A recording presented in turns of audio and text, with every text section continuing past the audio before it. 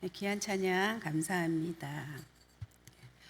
네, 한낮의 온도가 30도를 넘는 본격적인 이제 여름이 시작되는 것 같습니다. 성도님들은 여름 하면 무엇이 떠오르십니까? 네, 질문하는 겁니다. 여름 하면 무엇이 떠오르시나요? 네, 냉면. 네, 냉면. 네, 크게 들렸습니다. 그리고 또 무엇이 떠오르시나요? 팥빙수, 네, 수박이라고 말씀하신 분도 있습니다. 네, 저는 여름 하면 빼놓을 수 없는 것이 있다고 생각합니다. 그것이 바로 뭐냐면 바로 수련회와 여름 성경학교입니다.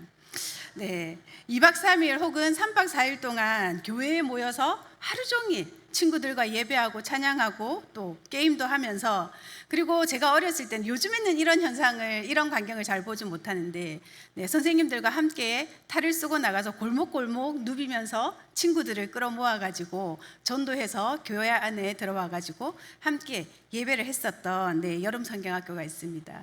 그리고 공식적으로 외박이 가능한, 그것도 하루가 아닌 2박 3일, 3박 4일 공식적인 외박이 가능한 청소년 시절에 수련회가 있었습니다. 어린 시절부터 교회를 다니신 분들이라면 아마 지금쯤 성경학교 때의 그 추억과 그리고 수련회의 추억들이 아마 아른아른 떠오르실 것입니다. 요즘에는 여행을 마음만 먹으면 언제든지 그리고 쉽게 갈 수 있습니다. 하지만 제가 어렸을 때만 해도 이 여행이라는 것이 이렇게 문화로 정착되지 않았습니다. 그래서 저의 첫 번째 제주도행도 교회에서 간 수련회였고요. 경상도 지역의 경계를 넘어서서 전라도까지 간 것도 저는 수련회를 통해서 기차를 타고 가보았습니다. 우리는 이제 본격적인 교육부서 여름 행사를 앞두고 있습니다. 각 교회마다 여름 성경학교와 수련회를 굉장히 중요하게 생각하고 그리고 또 준비합니다. 왜 그럴까요? 우리 자녀들이 1년 중 신앙에 투자하는 시간이 몇 시간인지 한번 생각해 보셨습니까? 매주 주일마다 드려지는 자녀들의 예배 시간, 평균적으로 1시간을 잡고요. 이 예배를 한 번도 빠지지 않고 52주를 다 나온다고 해도 1년에 52시간입니다. 1년을 시간으로 환산하면 8,760시간이라고 합니다. 그 중에 매주마다 교회를 빠지지 않고 100% 출석하는 아이들은 1년에 52시간의 시간을 신앙에 투자를 한다라는 것입니다. 혹시라도 집안에 아이들 중에 큐티나 말씀을 매일매일 정기적으로 주기적으로 읽는 아이들이 있다면 그런 친구들은 얼마나 될까요? 시간이 760시간 정도 된다라고 이야기를 합니다.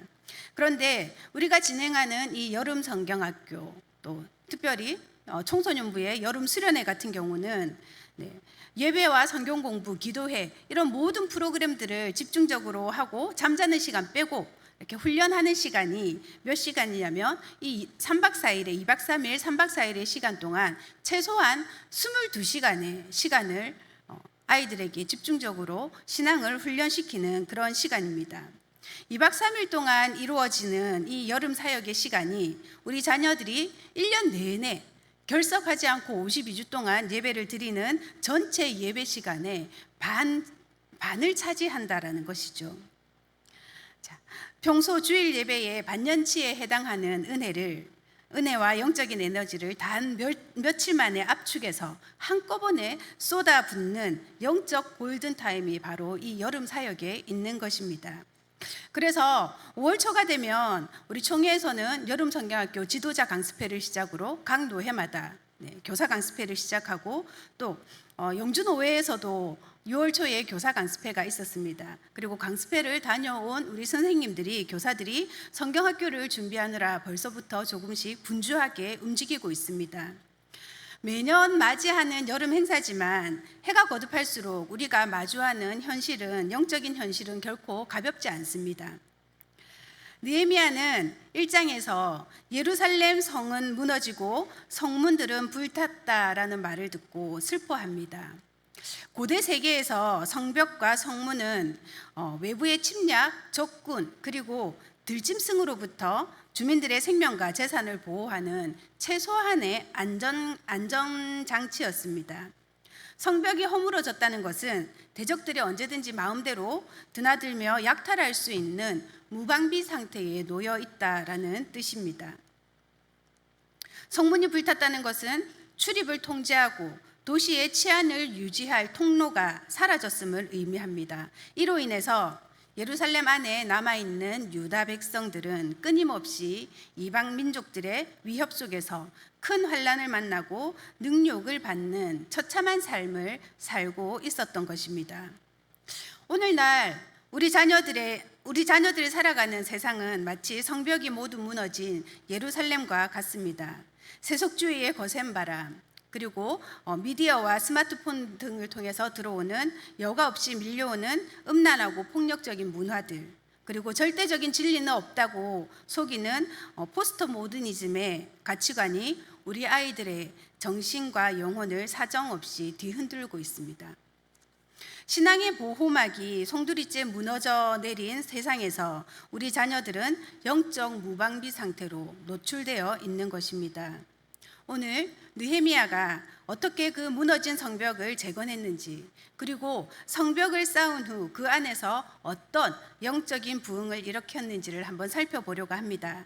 말씀을 통해서 다음 세대를 위해 무엇을 준비하고 어떻게 기도해야 할지 하나님의 세밀한 음성을 듣는 귀한 시간 되시기를 축복합니다. 첫 번째로 우리는 본격적인 여름 사역이 시작되기 전에 우리 자녀들을 보호할 영적 성벽을 기도로 재건해야 합니다.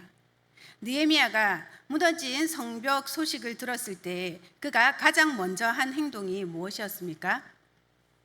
느헤미야 1장 4절은 이렇게 기록합니다. 내가 이 말을 듣고 앉아서 울고 수일 동안 슬퍼하며 하늘의 하나님 앞에 금식하며 기도하여. 이스라엘 백성들에게 예루살렘 성벽의 붕괴는 유다 민족 전체의 영적 자존심과 소망이 바닥을 친 상태를 의미합니다. 포로에서 돌아온 지 오랜 시간이 흘렀고 또 성전은 겨우 어떻게 재건은 했지만 성벽을 세우려는 시도가 주변 대적들의 방해로 번번이 무산되고 백성들은 깊은 무력감과 좌절감에 빠져 있었습니다. 페르시아의 술관원으로 안락하게 살던 느헤미야가 이 소식을 듣고 주저앉아 울며 금식 기도를 시작한 이유도 이것이 단순한 건물 파괴가 아니라 하나님의 이름이 이방인들에게 모욕당하고 자기 민족이 처한 영적, 사회적 파산 상태를 깨달았기 때문입니다. 느헤미야는 건축가가 아니었습니다. 그는 왕의 술관원이었습니다. 건축 자재도 없고 군사도 없었습니다. 그러나 그에게는 가장 강력한 무기, 바로 기도가 있었습니다. 그는 눈물의 기도로 성벽 재건을 시작한 것입니다. 사실 성벽 공사가 시작되었을 때 방해와 위협은 상상을 초월했습니다. 산발락과 도비아 같은 대적들은 너희가 쌓은 성벽은 여우가 올라가도 무너지리라며 조롱했습니다. 살해 위협도 있었습니다. 낙심한 백성들은 우리가 도저히 이 일을 감당할 수 없다며 주저앉았습니다. 내부적인 갈등도 폭발했습니다. 그때마다 느헤미야가 한 일은 오직 하나, 하나님 앞에 기도하는 것이었습니다. 그리고 그의 이름답게 백성들을 격려했습니다. 느헤미야 4장 14절 말씀을 우리 같이 한번 읽어보도록 하겠습니다. 느헤미야 4장 14절 말씀 읽어보도록 하겠습니다. 시작.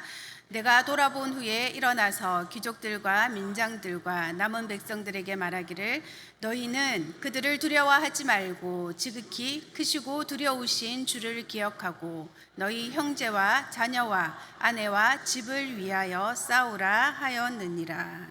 네, 너희는 그들을 두려워하지 말고 지극히 크고 두려우신 주를 기억하고 너희 형제와 자녀와 아내와 집을 위하여 싸우라. 결국 그 거대한 성벽이 며칠 만에 완공되었는지 혹시 아십니까? 아시나요? 52일 만에 성벽이 완공이 되어집니다. 이것은 인간의 기술이나 힘이 아니라 기도를 들으신 하나님의 기적이었습니다. 이번 여름 사역들을 앞두고 우리가 가장 먼저 쌓아야 할 성벽은 바로 기도의 성벽입니다. 아이들을 변화시키는 것은 화려한 프로그램이 아닙니다. 아이들의 마음을 여는 것은 멋진 인테리어나 맛있는 간식이 아닙니다. 그것들이 조금의 도움은 되겠지만 오직 우리의 눈물의 기도만이 사탄 마귀의 공격으로부터 우리 아이들을 지키는 영적 성벽이 된다는 것을 우리가 기억했으면 좋겠습니다. 여름 사역이 진행되는 동안 수많은 방해 요소들이 우리들에게 있을 것입니다. 날씨의 문제, 또 아이들의 건강 문제, 혹은 교사들의 지침과 영적 침체, 학원 등 수많은 산발락과 도비아가 우리를 흔들 것입니다. 그때마다 우리는 한 손에는 병기를 잡고 한 손으로는 성벽을 쌓았던 이스라엘 백성들처럼 기도의 무릎으로 이 사역을 지켜내야 합니다. 우리의 기도가 쌓일 때 하나님께서는 단 52일 만에 성벽 완공을 끝내신 것처럼 이번 짧은 여름 사역 기간 동안 우리 자녀들의 삶에 놀라운 기적을 행하실 줄 믿습니다.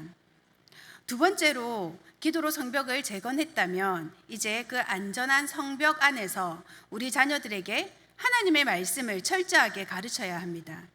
본문 느헤미야 8장은 성벽이 완공된 직후 사건들을 다루고 있습니다.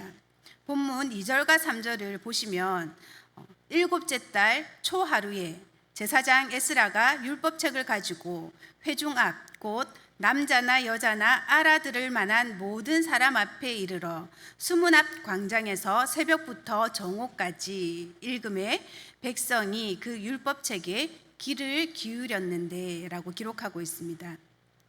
느헤미야는 성벽이 완성되자 내실을 다져야 할 때가 왔음을 알았습니다. 지금까지는 눈에 보이는 성벽을 재건하는 일에 몰두했으니 이제부터는 눈에 보이지 않는 마음가짐의 성벽을 쌓아 올리는 일을 해야 했습니다. 그들은 수문 앞 광장에 모였습니다. 그리고 7절과 8절에는 제사장들과 레위 사람들의 이름을 나열한 후에 성경은 이렇게 말합니다. 백성이 제자리에 서 있는 동안 그들에게 율법을 깨닫게 하였는데 하나님의 율법책을 낭독하고 그 뜻을 해석하여 백성에게 그 낭독하는 것을 다 깨닫게 하니. 에스라가 강단에서 말씀을 선포할 때에 에스라를 돕는 제사장들과 레위인들은 백성들 사이사이로 들어갔습니다. 그리고 말씀을 각자의 눈높이에 맞게 그들의 언어로 그 뜻을 해석하여 다 깨닫게 만들었습니다. 포로 기한 3차 시기에 돌아온 사람들의 대부분은 포로 2세들이었습니다. 그들은 히브리어에 익숙하지 않았을 것입니다. 에스라가 히브리어로 된 율법책을 낭독하면 레위인들은 그들의 친숙한 언어인 아람어로 번역하고 또 그 의미를 설명해 주었습니다. 많은 경우 이 본문을 교사의 역할에 대한 중요성을 말할 때 많이들 인용합니다. 저도 교사들과 그렇게 말씀을 나누기도 했습니다. 우리 교사들이 말씀을 바르게 해석하고 아이들에게 가르쳐야 한다고 나눔을 한 적이 있습니다. 맞습니다. 우리 교육부서 교사들이 그래서 참 중요합니다. 그런데 말씀을 가르치는 것은 목회자, 교사들만 하는 것이 아니라는 것입니다. 저는 신앙교육의 첫 번째 학교는 교회가 아니라 가정이라고 생각합니다.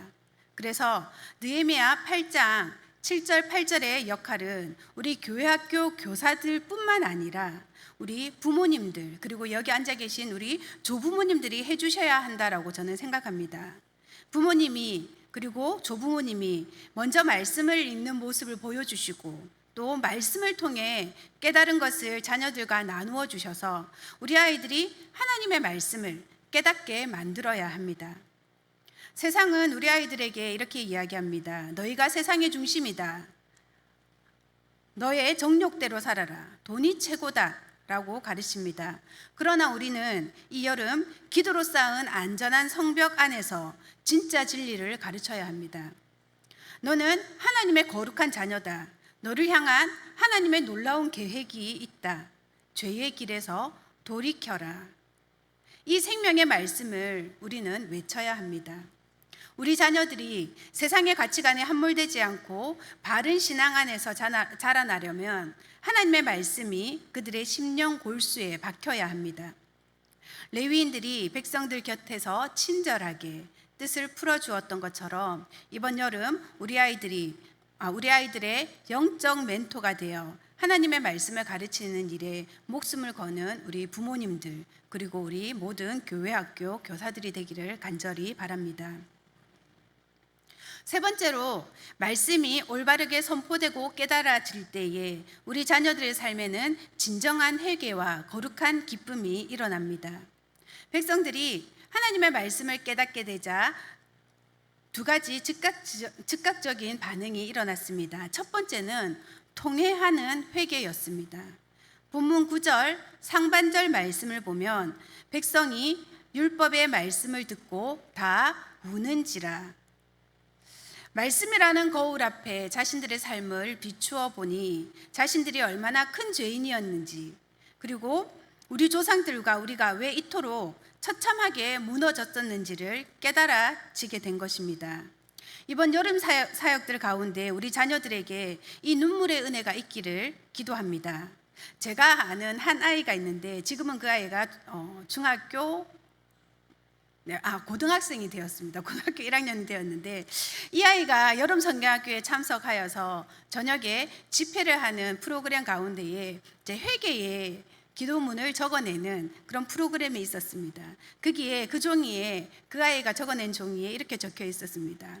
하나님, 저는 학교 앞 문구점에서 과자를 훔쳤습니다. 용서해 주세요.